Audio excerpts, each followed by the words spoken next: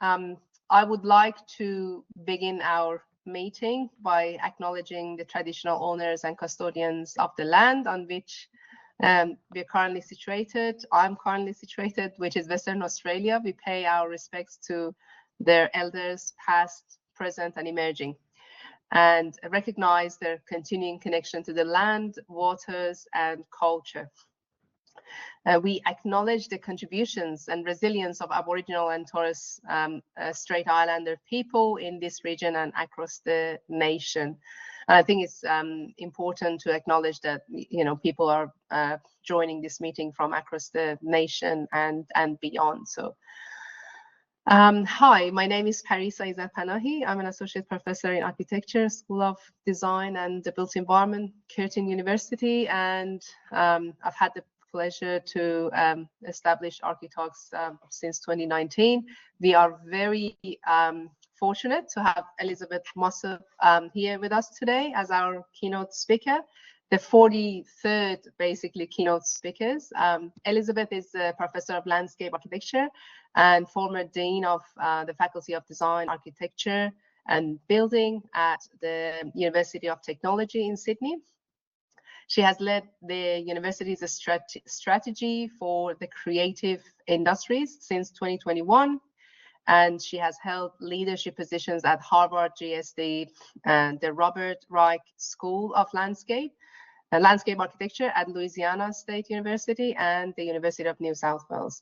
She is a founding principal of Spackman Mossop Michaels Landscape Architects based in Sydney, New Orleans, and Detroit.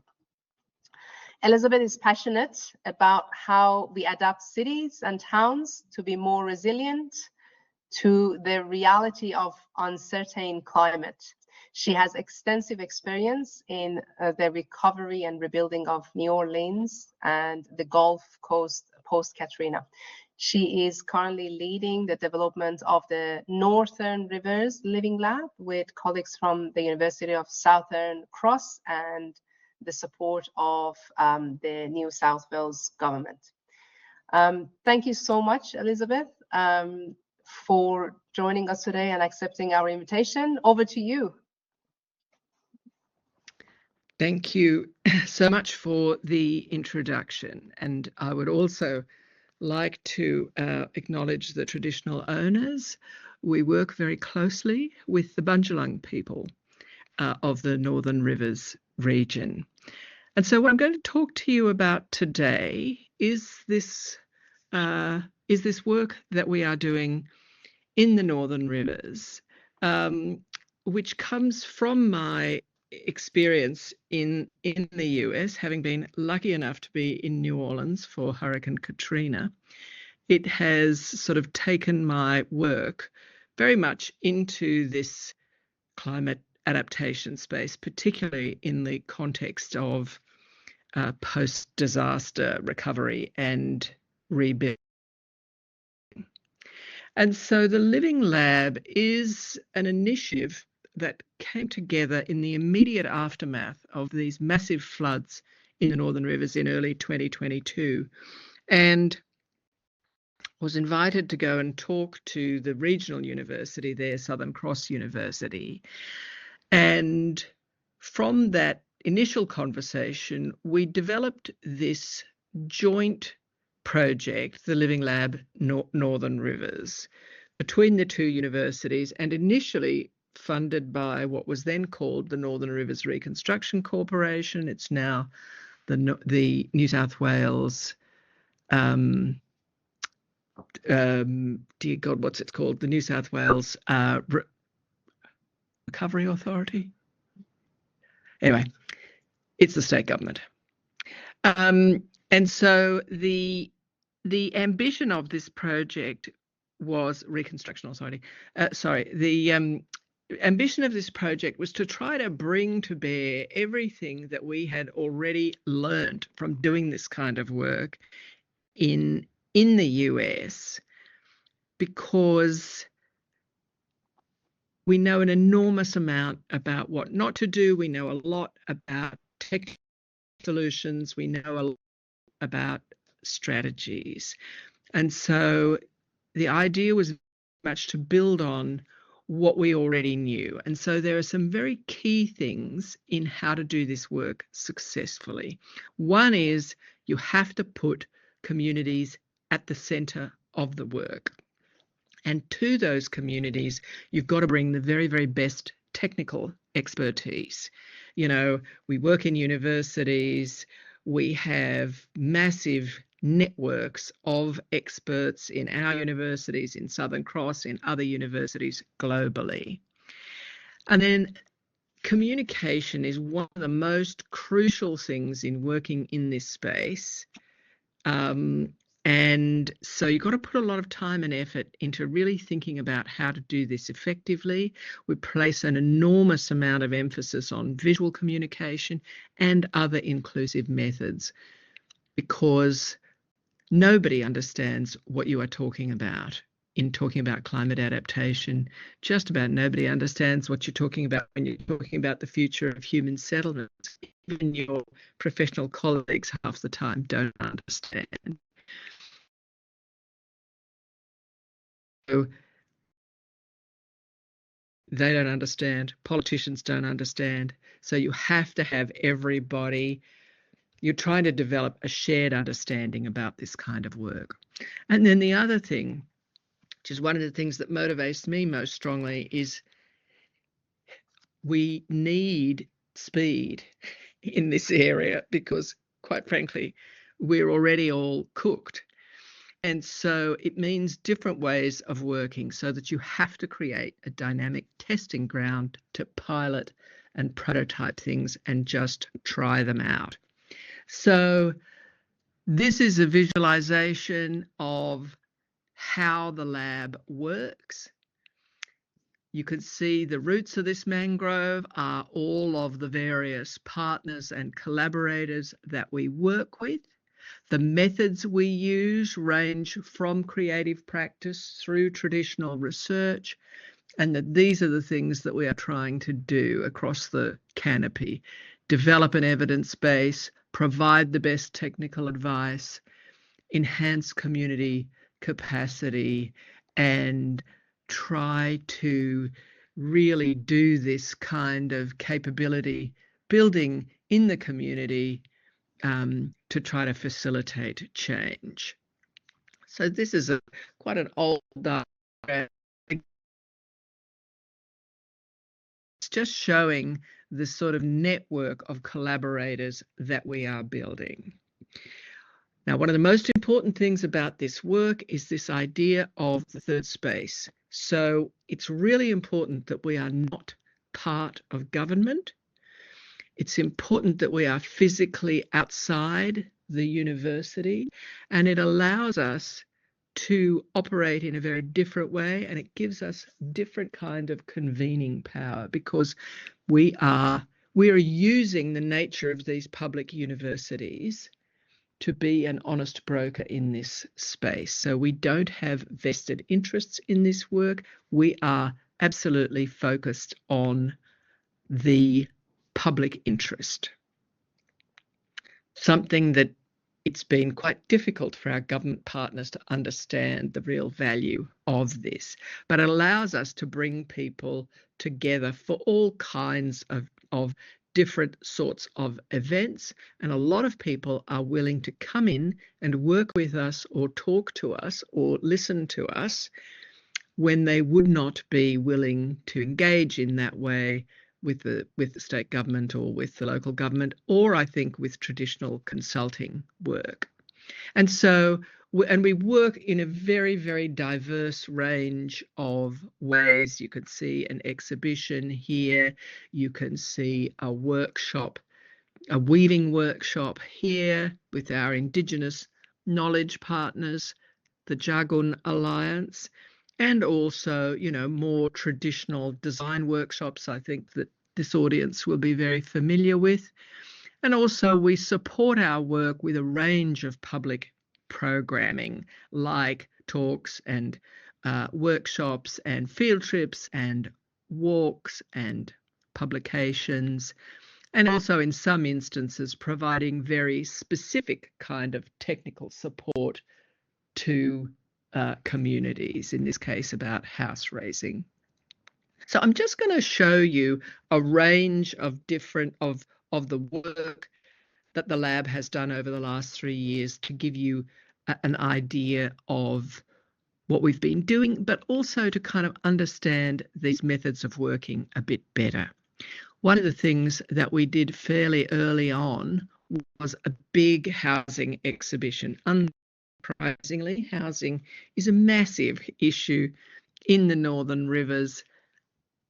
There was a shortage of housing before COVID. It was massively exacerbated by COVID in some areas. Real estate values doubling, and then they lost 4,500 dwellings in the floods. So this exhibit was about having a vehicle to bring people together for conversations, but also about capacity building, both in the community more broadly, but also with our collaborators in state and local government and in local businesses. So this exhibition was about explaining the housing crisis, describing the housing situation in the Northern Rivers, and also used a lot of case studies to show what's possible with the strategies that the state government was proposing, like these examples here of house raising, but also talking to people about different forms of housing and about housing and about, sort of just different ways of doing it.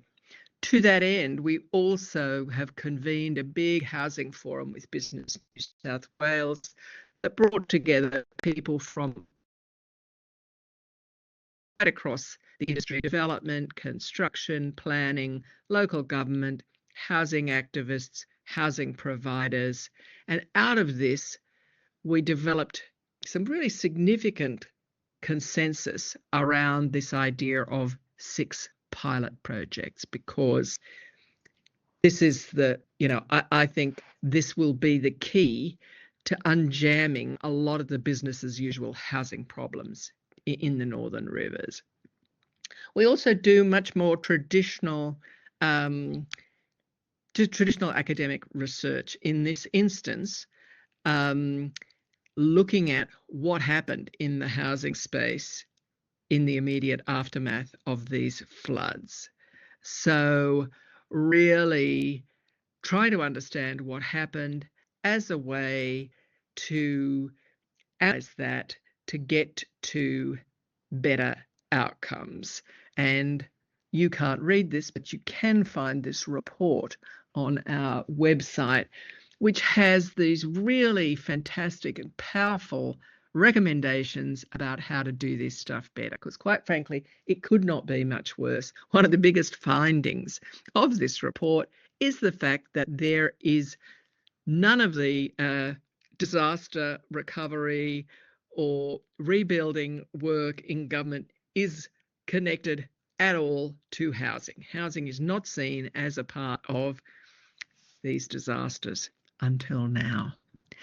We also work in a way that you will be very familiar with through mobilizing the extraordinary powers of design studios. And so we run a whole series of studios to do with housing, looking at house raising and retrofitting, looking at new forms of housing, and also looking at sort of temporary and transitional housing. So a whole series of master's studios in this space, out of which we have distilled both a sort of a broad range of examples and a series of guidelines about how to do this better. And this is very much in a way that is specific to the housing place and communities of the Northern Rivers. So how to make houses more adaptable to flooding,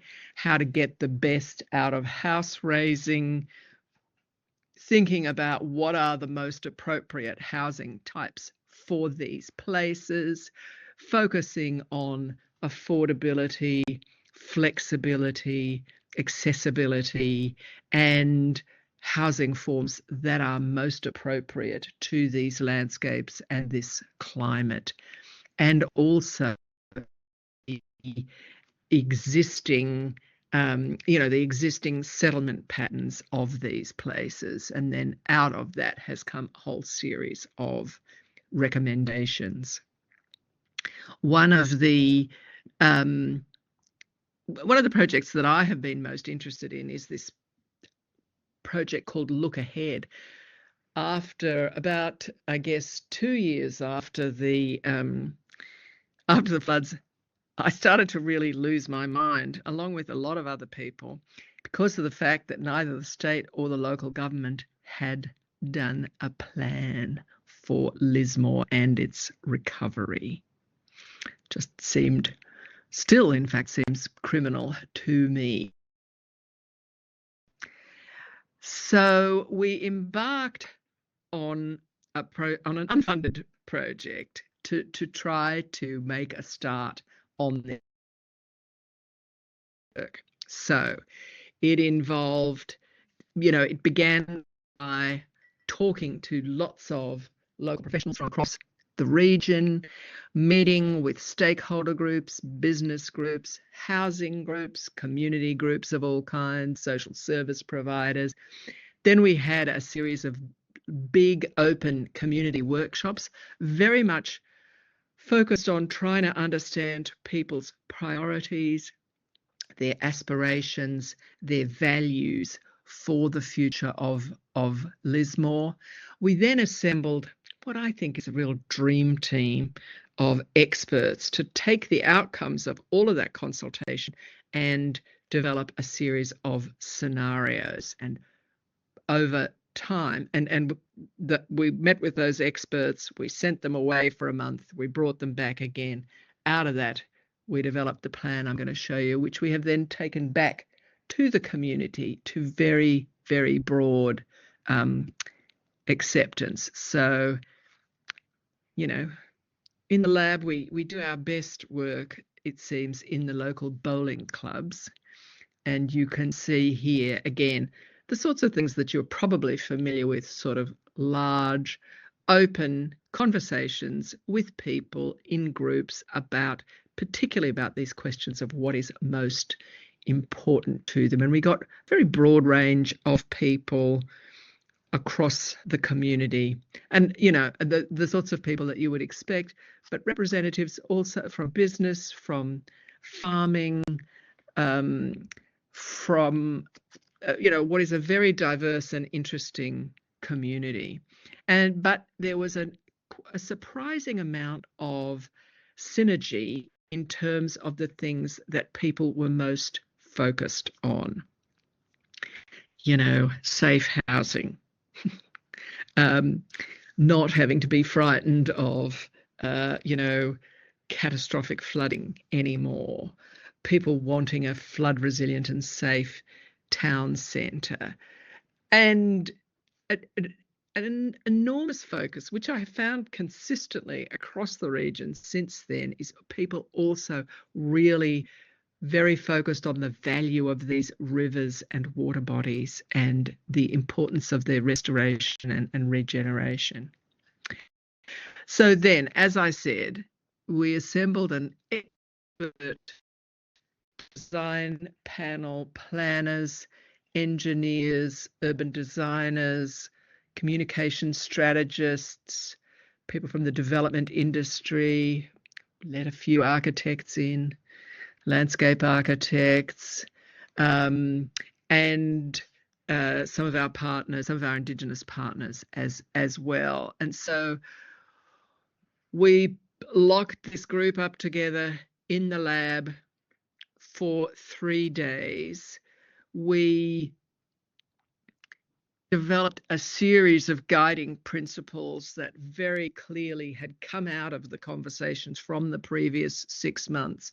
I thought we were going to end up with a couple of different scenarios, something like that, to put back to the community. But the more the conversation went on, the clearer our strategy became, we've ended up with one plan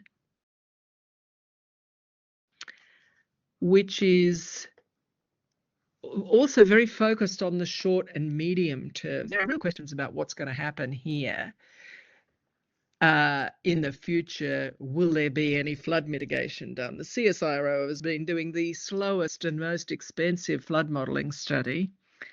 The models were released this year. It's going to take them 12 more months to run some scenarios. We don't know what those scenarios will be.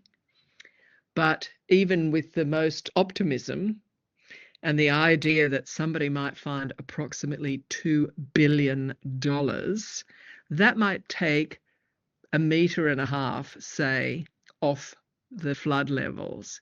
And in that case, the CBD is still going to flood. So kind of whatever, be nice to reduce the flood level. But I don't think, and also in my view, that work is 20 years from completion. So we've got to have a plan. The real crime, I think, in the no plan scenario is how can people make decisions about what to do with their houses, what to do with their jobs, what to do with their businesses, where do they put their kids in school. You have to show people, you have to be as transparent as you can and show people what the way forward might look like. Otherwise, they're going to leave. You're going to end up with a series of these climate ghost towns if you can't do a better job. And so this plan has 5 ideas and 5 projects. It is focused on things that you can do now that don't require $2 billion.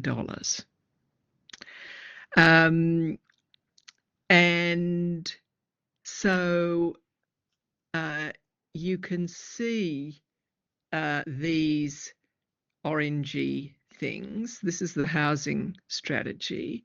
As the government is spending almost $1 billion taking at-risk housing off the floodplain, our housing strategy is to develop concentrations of denser housing in existing locations where there's a reason for it to be that are off the floodplain. So these are areas where there is a massive housing proposal already existing in North Lismore, around Southern Cross University, around the where there's a massive piece of Crown land and a lovely golf course at the moment, also around the base hospital. So so that's the housing strategy, and that is also focused on smaller houses, more affordable houses, different forms of housing. And then I'll talk in a minute about the strategy for the CBD, which is all about making a virtue out of its problems. And then we have strategies for the North Lismore area, which is a massive buyback area where there will be very little housing left, and a different strategy for South Lismore, another very at-risk neighbourhood, but where the buyback is very partial. And then we have this strategy about connecting all of these things together with active transport along a greenway. So here you can see the CBD. Now, the thing about the CBD is it's cheap. And as it's going to keep flooding, I would suggest it's going to stay cheap.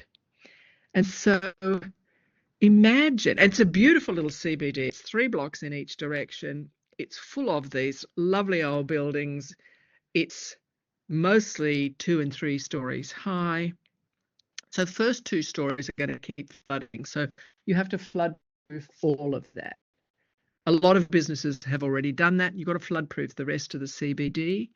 And then you've got to make really fantastically simple planning permissions, and you have to support new and existing businesses that will locate in the CBD. So I think the council has to set up a concierge operation in the CB, how to get planning permission in 15 minutes and how to get support for your new business. Double down on what exists in this region, which is lots of agriculture, lots of clean, healthy food and produce. Double down on that, on the value add. Massive arts and culture resources here across the region. Lots of cultural activities. Double down on that. Double down on any enterprising young person who wants to come here. Imagine this beautiful regional town in God's own country in the Northern Rivers, in a place that was actually affordable for young people to do things. Call me crazy. I think it's a great idea. This just shows part of the greenway.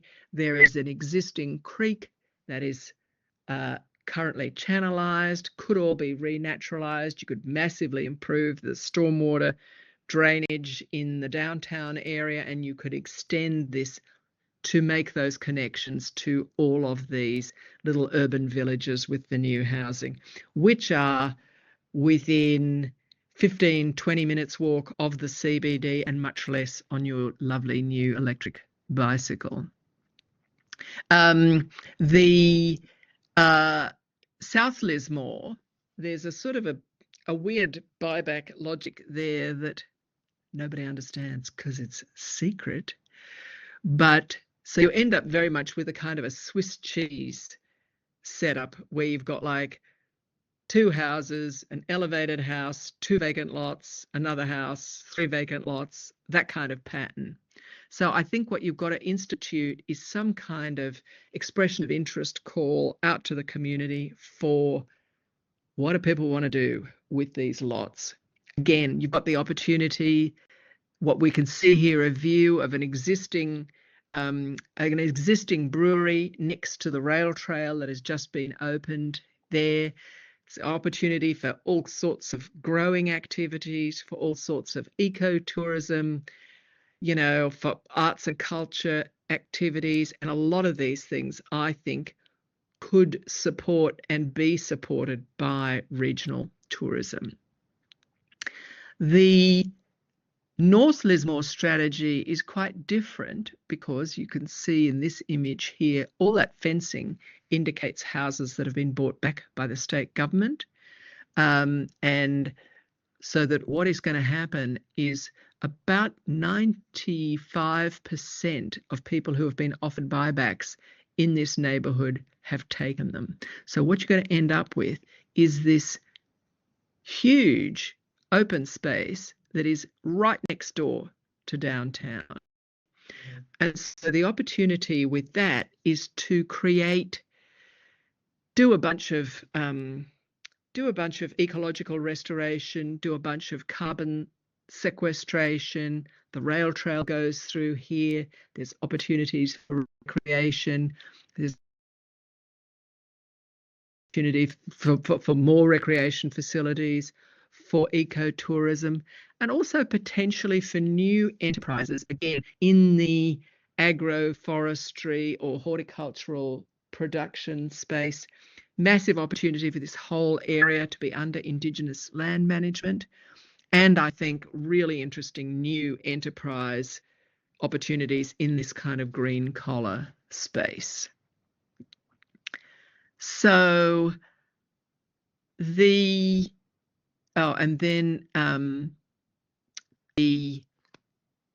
urban villages, which you can see again in this image here. This is showing you how these might work. This is around the base hospital. You know, this is showing sort of mixed use development with apartments and townhouses, you know, and there are so many great precedents about how you might go about that. I mean, a lot of regional precedents. One of those is a beautiful West Australian precedent about how to do this kind of infill development.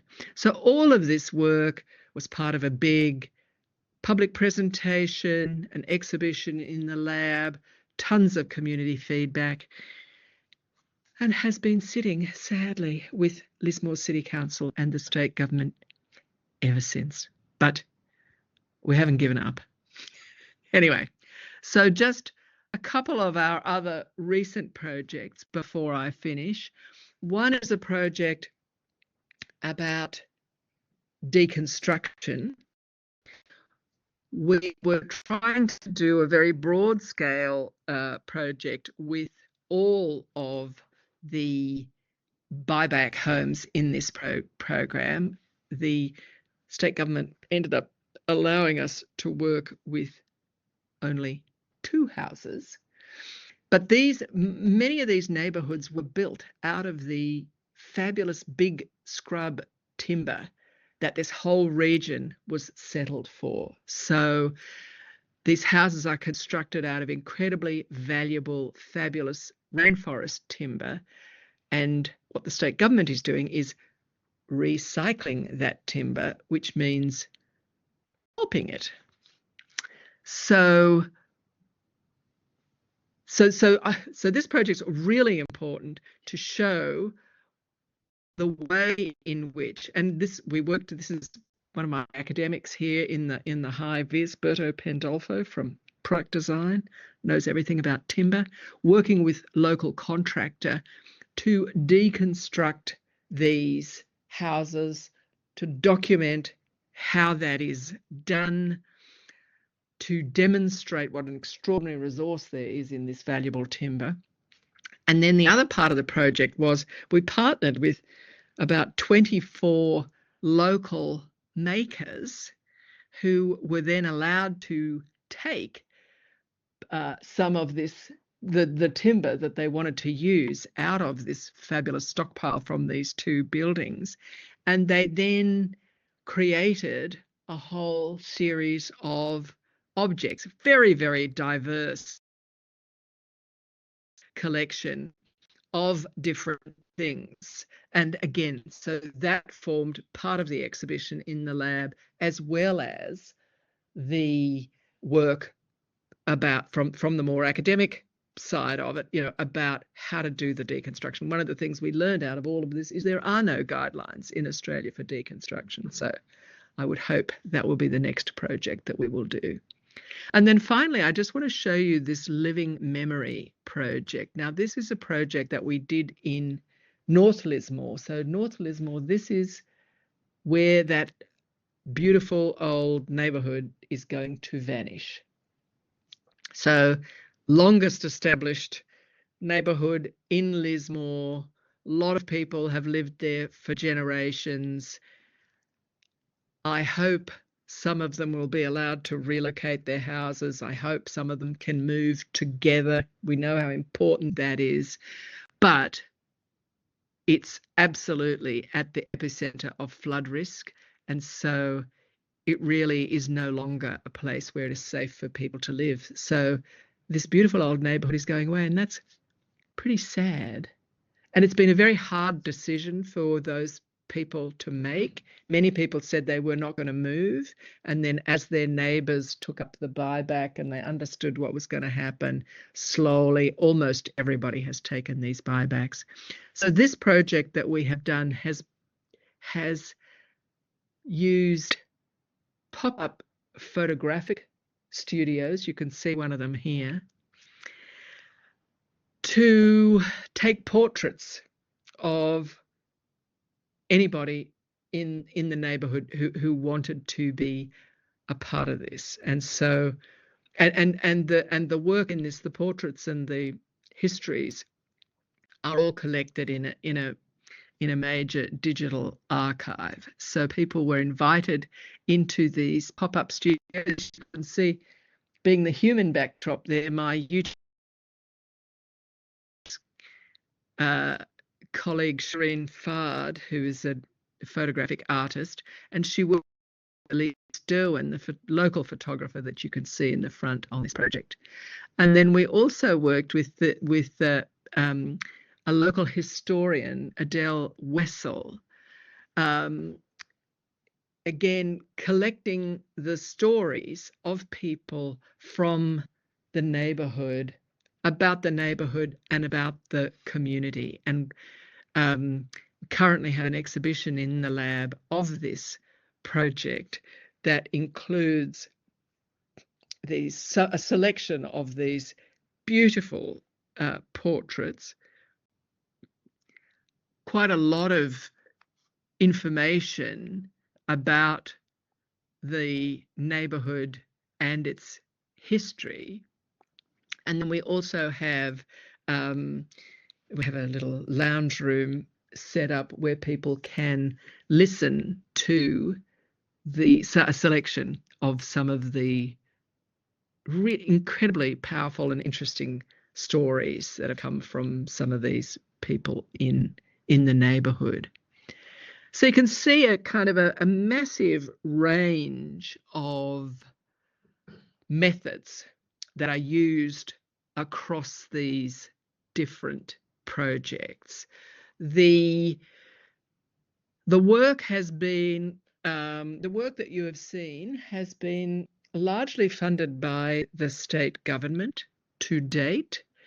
Some of our work has been funded by local government. Some of our work has been funded by philanthropy. Sadly, at the moment, I'm seeing the withdrawal of state government funding. And, you know, at the moment, when I feel as though the work has really built a huge amount of momentum and proved its value to the state government, if nothing else, only positive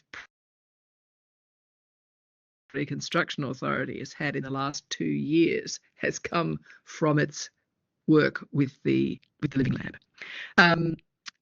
So it's unclear. The lab is not going anywhere. It's unclear how its funding is going to operate, though, sort of beyond the next 12 months. You know, one of the things that it has really brought home to me in a way that I didn't understand before is just how hard it is to do things that are not business as usual. And I mean, I suppose this really is blindingly obvious, but what it is demonstrating is, in spite of how much time government spends talking about innovation, I would say innovation is the last thing anybody is actually interested in doing. We are so captured in this country, the sort of corporate culture and corporate risk culture that has captured all of our levels of government, makes it incredibly hard to do things that are new and to try things. And again, that's one of the reasons why I think a focus on small experiments and small pilots that are low risk are incredibly important in this space as a way to show people that, you know, maybe townhouses are not the scariest, most dangerous things in the world. And, you know, and the other thing that has also been interesting, again, is that it's also a struggle in the world of universities and research to try to work in this way, because it does not fit very neatly into our very conservative university paradigms. You know, I have been very lucky that my Vice Chancellor has continued to support this, as has the regional university, Southern Cross. But, you know, it's often difficult to get Australian researchers interested in this work because they don't see how it's going to contribute to their academic success. Although we do find that researchers from all over the world are very keen to collaborate with us. And there's just a case study of this work has just been published by the University of Pennsylvania. Example of global best practice. So, you know, we have to take the positive outcomes where we can get them.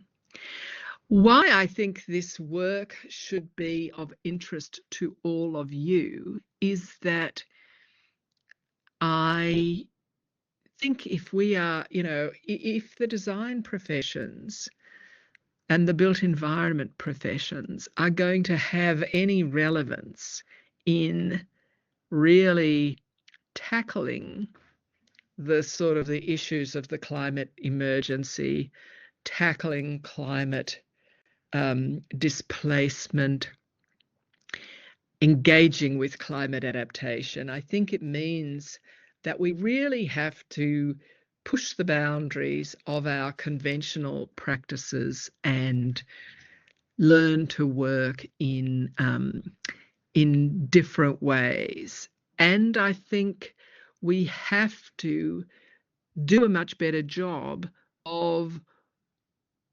engaging in a substantive way with communities. We have to be much more sophisticated about that. What we see in Australia is we see a lot of legislative mandated consultation, which by and large is incredibly after the fact and incredibly performative.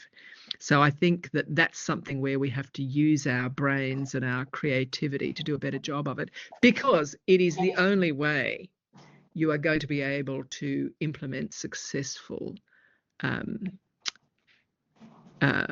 climate adaptive projects. Actually, people think, oh, that all sounds very slow and expensive, but I promise you, it is the shortcut to good outcomes. So I'm going to leave it there. I know we started a bit late, but this will leave a few minutes. Thank you. Fantastic. Thank you so much, Elizabeth. Yes, that would be fantastic. Much appreciated for sharing your very interesting projects with us.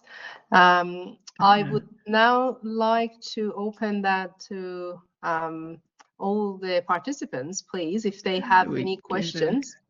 You can just simply stop sharing. Let me see if I can do it from my end.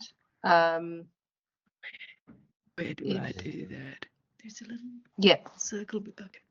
Fantastic. Thank you. Yeah, now we can see you.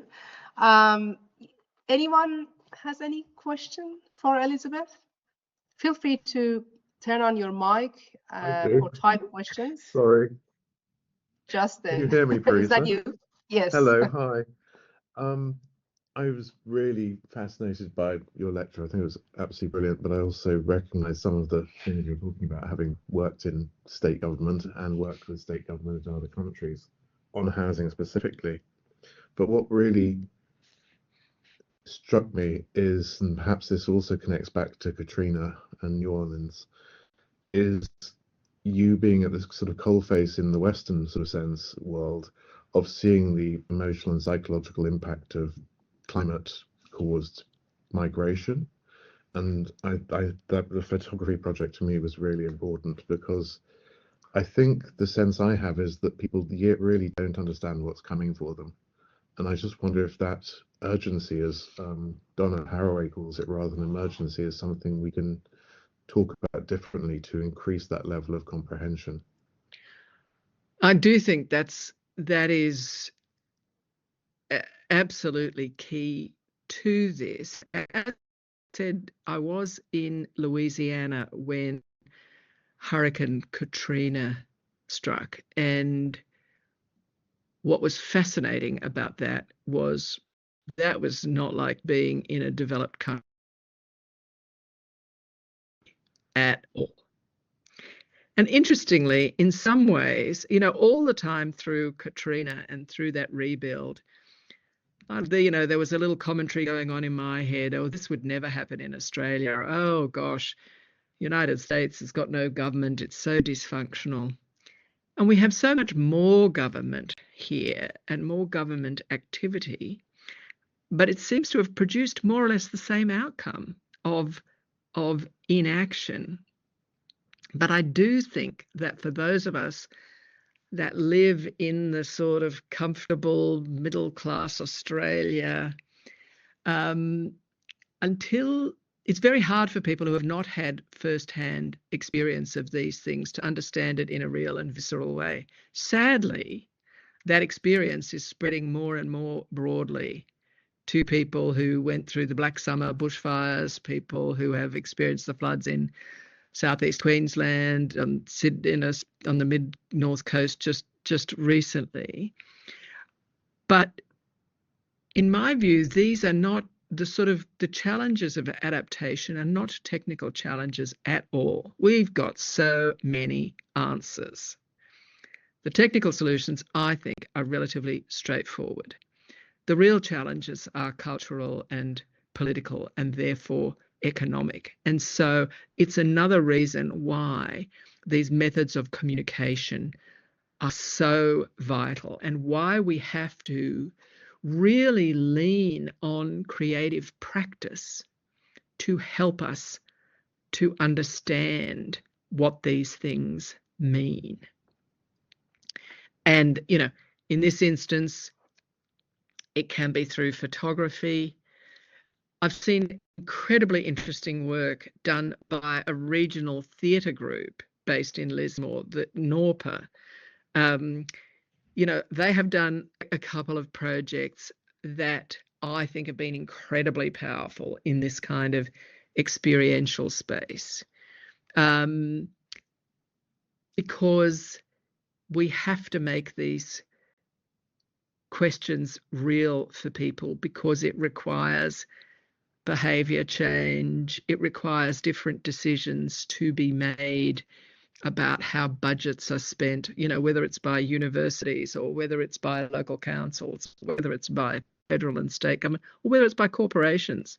You know, if we don't address these questions, everybody's profitability is going to suffer. I mean, there's no part of our society that is immune from these things. And I think, again, I think in the creative disciplines, there is a tremendous opportunity to increase our impact by being able to communicate about these issues.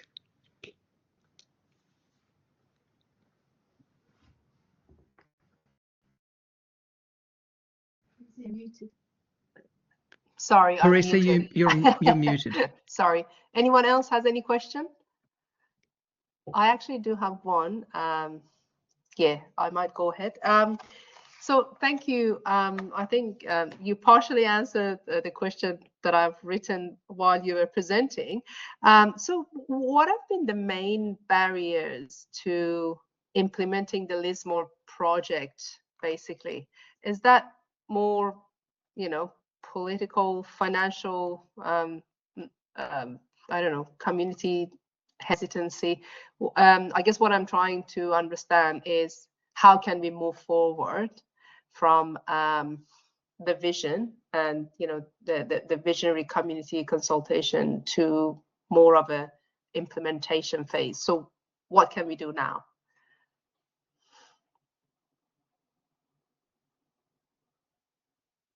I think we lost Elizabeth. Justin, can Elizabeth join you? You would be in the room, right?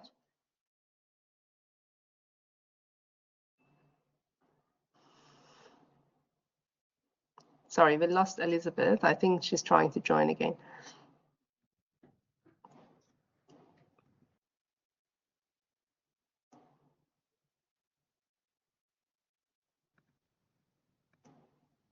Oh, for God's sake. Elizabeth, you are in. Yeah. I am so sorry. No, that's all right. The question of how to take this work into implementation is one that I have to say I don't really have the answer to yet on the kind of scale that I would like to see it. I do think, I guess, pilot projects. I just have this one idea. I think that this is how to, you know, this is the sort of wedge to get these ideas into broader understanding and broader acceptance. I also think that working with communities is an enormously effective political tool that we've not yet really learnt how to operationalise in Australia. I've certainly seen how effective that can be in our work in the US. So that is something I think where we should be putting more time and energy to try, because it's also, I also see that as being another way of forcing governments to innovate as well, is for that to be coming from the community. And I also wonder about whether some combination of the private sector and the community is what we're going to need to try to push our rather sluggish government agencies. Thank you. Much appreciated. Thank you very much. Anyone else has any questions? It's almost 12:58, so we would need to kind of wrap up, but I can see Alina. Alina, please go ahead. I can see your mic is on. Thank you, Elizabeth, for a wonderful and very poignant discussion.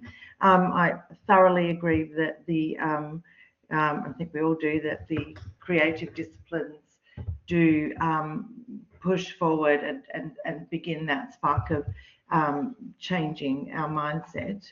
And coming from that angle, we do need to continue to explore all options there to try to bridge that gap between the ideas and the technical implementation of situations such as Lismore.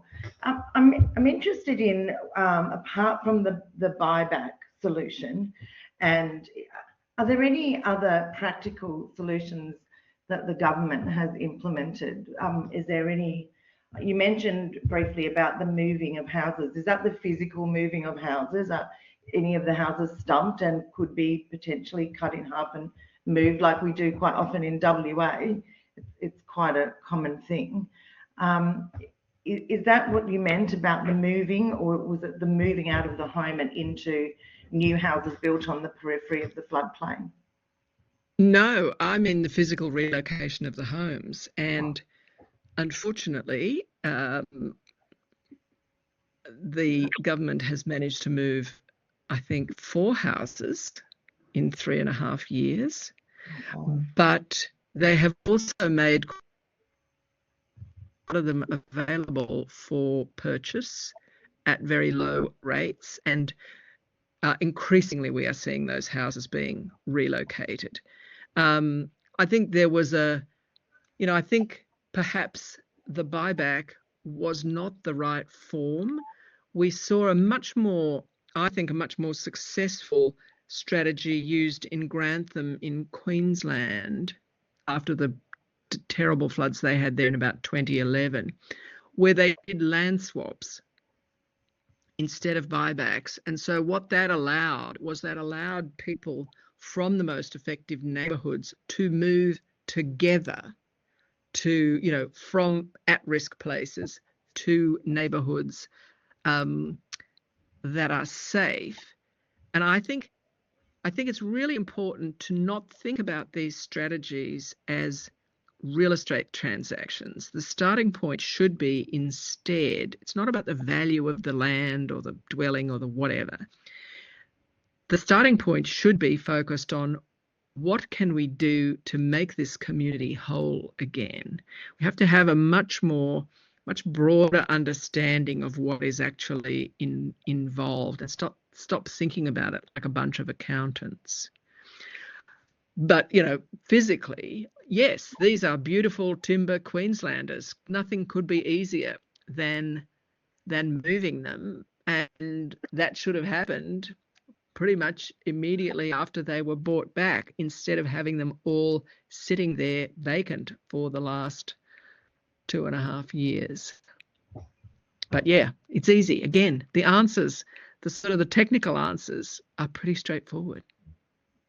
Yeah. Oh, thank you. Yes, we do have the ability to do that moving, and it's frustrating, isn't it? We have the machinery, and the ability, and the know-how, and it's been proven many times. Thank you so much, and thanks for joining us for presenting today. Thank you so much. Is there anyone else willing to ask any questions? I've got a question. You go for it, Hansi. I talked to them. It was a fantastic talk. I don't know if you can hear me, Parisa. Yes, please. Go ahead, So Darcy. just from the landscape kind of question, is this work also looked at kind of the broader like territorial scale mapping of the systems that are exacerbating the flooding, like big scrub, as you said? Yeah, I don't know if you all heard that. That was a question about whether we've looked at the sort of the broader territorial scale of these problems. We have. It has been much slower to get going, but clearly the catchment scale issues are absolutely vital here, and the methods of land management are of enormous consequence in terms of their ability to mitigate or exacerbate flooding. To get access and to be in the conversation with the Department of Primary Industry and with farming communities and things like that. But we've used our convening power we invited 24 different organisations involved in catchment repair work into the lab, and as a result of this, they have formed a collaborative alliance. We are now working with them to seek funding for broader scale work in this kind of space, because at the moment the government just is funding any existing projects. So they've spent millions of dollars giving money to land care group and river-based groups and things like that for restoration projects that were already in the works. But the questions about how you manage macadamia farming makes an enormous amount of difference to what happens in terms of runoff, both in terms of quantity and in terms of water quality. And the same thing with grazing. There's an enormous amount that you could do at this kind of catchment management scale. But, I think that's even more difficult than talking to people about the sort of the future of their towns. Yes, the broader socio-political culture. Well, yeah, and it also comes back to we have had an exhibit about this. We've had exhibits about sort of the relationship between Indigenous understandings of the landscape and Western understandings of the landscape, and how that drives different sorts of outcomes. So, it is perhaps, in some ways, the most impactful kind of work doing in this space. It's hard use this kind of more integrated or interventionist thinking into the sort of scientists and the engineers and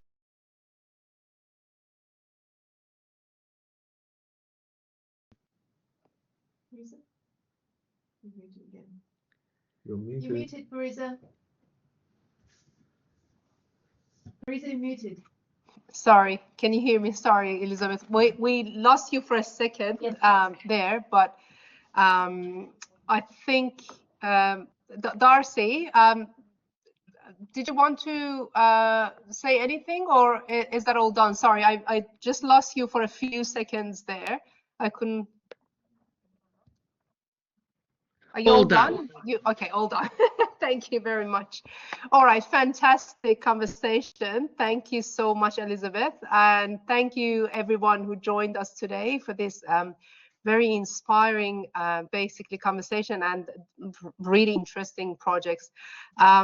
We have recorded this talk, and anyone who wants to re-watch or basically forward this talk to other people, please visit ArchiTalk.org, where we have archived all the previous ArchiTalks, including this one. This one will be soon uploaded.